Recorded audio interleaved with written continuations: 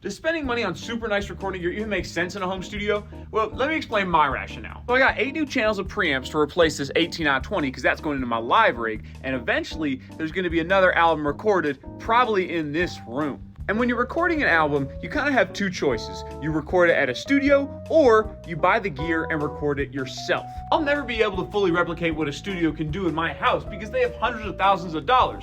But I can get close if I buy similar gear and I know how to use it. And for me, my creative process takes a long time, especially with songs that I really care about. I can whip out a beat in 30 minutes, but a song that's gonna go on an album will sometimes take a year to hone. And if I spend all that time in a studio, that would be my whole salary. If I had to pay money for a studio every time I track drums, I'd have to truck my stuff out there, set it up, line check. Instead, I pay rent for this house because I live here and it's always set up. I can record drums like that. And that's kind of the idea with this whole studio, is that I don't necessarily have every color you can paint with. I don't have the top of the line gear, but I have good stuff and good specific stuff that I know how to use. And that's the most important part of it. Sure, I have a lot of gear, but it's one of everything. And a studio may have multiple of everything. I only need this one drum kit because it's killer. I can record pretty much any song with it except for like some jazz stuff.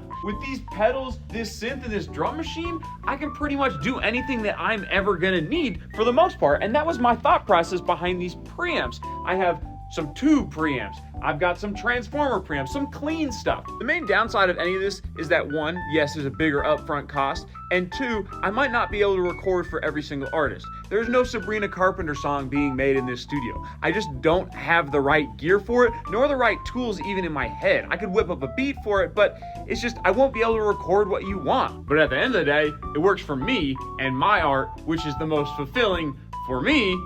And while it's not making money yet, the goal is to eventually be making money. That's where I'm shooting for.